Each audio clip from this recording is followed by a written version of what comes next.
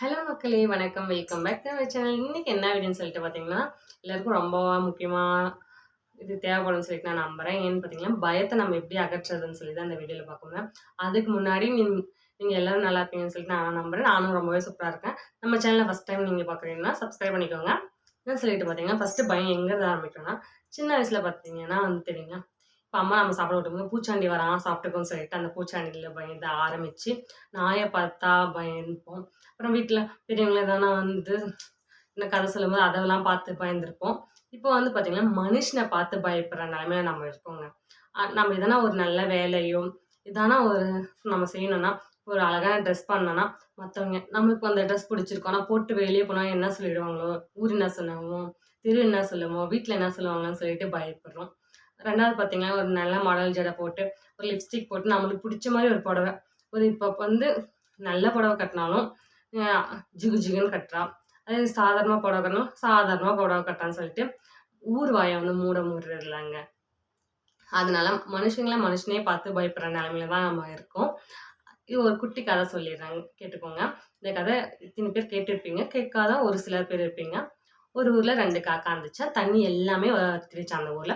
ஒரு குடத்துல வந்து பார்த்தீங்கன்னா, கொஞ்சோண்டு தண்ணி இருந்துச்சாம். கீழ இருந்துச்சாம். ஒரு காக்கா சொல்லிச்சாம், "உன்னால அந்த" 2 காக்கா இல்ல, ஒரு காக்கா சொல்லிச்சாம், "உன்னால அந்த தண்ணிய வந்து குடிக்க முடியாது. குனியும்போது நீ கீழ அந்த குடத்துக்குள்ளேயே விழுந்துருவ" சொல்லிச்சாம். சொல்லிட்டு அது பறந்து போயிடுச்சாம். பறந்து போய் ஒரு மரத்து மேல நின்னு பார்த்துருந்துச்சாம். கா கா கா கான்னு அடிச்சுட்டே இருந்துச்சாம். அப்புறம் அந்த காக்கா என்ன பண்ணுச்சாம், தண்ணி குடிக்கணும்னு நெனச்ச காக்கா, ஒரு ஒரு கல்லா எடுத்துட்டு வந்து போச்சாம். அப்ப அந்த காக்கா கத்திட்டே கா கா கான்னு கத்தினே இருந்துச்சாம். எதுக்கு இது இப்படி பண்ணுது? தேவையில்லாம எதுக்கு இந்த வேலை பண்ணுது? கல் எடுத்துட்டு வந்து போட்டா மட்டும் அது குனியும்போது கீழ விழாதா? சொல்லிட்டு யோசிக்கும்போது பார்த்தீங்கன்னா, அந்த காக்கா யார் சொல்லுதுன்னு கேட்காம தண்ணி எடுத்துட்டு வந்து தண்ணியில கல்ல போட்டுட்டே இருந்துச்சு. அப்புறம் மேல வந்துச்சு அந்த தண்ணி, அது குடிச்சிச்சாம். இந்த கதையிலேருந்து நம்மளுக்கு என்ன தெரியும்னா, நமக்கு என்ன தேவையோ அத நாம தாங்க உருவாக்கிக்கணும். நமக்கு தான் தேவைன்னு நாம தான் வாங்கிக்கணும். எல்லாமே செயல்படுத்திக்கணும்.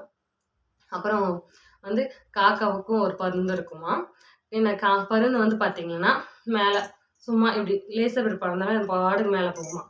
ஆனா காக்கா கா கா கான்னு அடிச்சாலும் அவ்வளோ மேலலாம் போகாதாம். ஆனா பருந்து கீழ வரும்போது காக்கா கொத்திட்டே இருக்குமாம். அந்த பருந்து பார்த்தீங்கன்னா, இன்னும் கொஞ்சம் மேல போகுமாம். இன்னும் நம்ம காக்கா விடாதாம். சொய்யின்னு திரும்பி போயிட்டு அத கொத்துமாம். பருந்து இன்னும் கொஞ்சம் மேல போகுமாம். அந்த காக்கா இன்னும் போகும்னா, அதுல போ முடியாது. ஆனா பருந்து மேல போயிடும். இதுலருந்து நம்ம இந்த கதையிலேருந்து நமக்கு என்ன தெரியுதுன்னா, நம்ம வந்து கத்திட்டே இருக்காங்கன்ட்டு நம்ம கீழயே இருந்தா கீழ மட்டும் தான் இருக்குங்க. நம்ம பறந்த மாரி உயர்ந்துகிட்டு போயிட்டே இருக்கணும். அவங்க என்ன வேணா சொல்லிட்டு போறாங்க. நம்மளுக்கு எதுக்குங்க அதெல்லாம்? அதனால இப்ப வந்து கண் திருஷ்டி. இப்ப நம்ம ஏதாவது ஒரு பொருள் வாங்குறோம், மத்தவங்க கிட்ட சொன்னா கண் வச்சுருவாங்களோ, நம்ம ஒரு அழகா ஒரு கார் வாங்கணும்னா கூட மத்தவங்க என்ன சொல்லிடுவாங்களோ, ஒரு இடம் வாங்கணும்னா கூட அவங்கலாம் சொன்னா, "உன்கிட்ட காசு இல்ல எப்படி வாங்குறது?" அப்படின்னு தான் சொல்லுவாங்க. அதனால நம்ம எது பண்ணாலும் சொல்றவங்க சொல்லிட்டே இருப்பாங்க. என்ன சொல்லிட்டு பார்த்தீங்கன்னா, "கொலைக்காத நாயும் இல்லையாம், குறை சொல்லாத வாயும் இல்லையாம். இது 2மே இல்லாத ஊரே இல்லையாம்." நம்ம ரஜினி சார் டயலாக் தாங்க இது. அதனால மத்தவங்க என்ன சொல்லுவாங்க, இவங்க என்ன சொல்லுவாங்க, அவங்க என்ன சொல்லுவாங்கன்னு சொல்லிட்டு பயப்படாம, நமக்கு என்ன வேணுமோ அத நம்ம செஞ்சுட்டு போயிட்டே இருக்கணும். இப்ப நம்ம எது செஞ்சாலும் அதுக்கான விளைவு நாம தான் அனுபவிக்க போறோம்.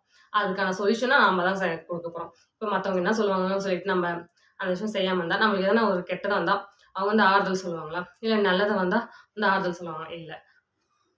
இன்னைக்கு நம்மள பத்தி பேசுவாங்க, நாளைக்கு இன்னொருத்தவங்க பத்தி பேசிட்டு அவங்க வேல போயிட்டே இருப்பாங்க. அவங்களுக்கு என்ன வேல? மத்தவங்கள பத்தி பேசுறது மட்டும் தான் வேல. ஆனா நம்மளுக்கு 1000 வேல இருக்கு. நம்ம குடும்பத்த எப்படி முன்னேற்றுறது? நாம எப்படி நல்லா இருக்குது? நம்ம எப்படி டீசென்ட்டா நடந்துக்கிறது? நம்ம எப்படி நமக்கு புடிச்ச மாரி வாழ்றதுன்னு சொல்லிட்டு நம்மளுக்கு 1000 யோசனை இருக்கு. அதனால மத்தவங்க என்ன சொல்லுவாங்க? இவங்க என்ன சொல்லுவாங்கன்னு சொல்லிட்டு பயப்படாம, நம்ம வேலை என்னவோ நம்ம மனசாட்சிக்கு தெரியும். நம்ம எப்படின்னு சொல்லிட்டு அந்த மாரி வாழ்ந்துட்டு போயிட்டே இருக்கணும். நம்ம வாழ்க்கைய வாழ்ற ஒரு ஒரு நாளும் நம்ம வந்து கூட்டிட்டு போலங்க. கழிச்சுட்டு தான் வந்துட்டு இருக்கோம். நம்ம ஒரு 100 வருஷம் வாழுவோமா? ஆனா ஒரு ஒரு நாள் போம்போது நம்ம குறைஞ்சுட்டே வருது. நம்ம வாழ்ற வாழ்க்கை. அதனால சந்தோஷமா, ஹேப்பியா வாழுங்க. நமக்கு புடிச்ச மாரி வாழுங்க. நம்ம புடிச்ச மாரி வாழ்ந்தாவே அது சொர்க்கம் தாங்க. மத்தவங்களுக்கு பயந்துட்டு நம்ம வாழ்க்கைய வந்து நரகம் ஆக்கிக்க தேவையில்ல. நமக்கு புடிச்ச மாரி வாழ்ந்துட்டு சொர்க்கமா இருந்துட்டு போயிடலாம். Bye by.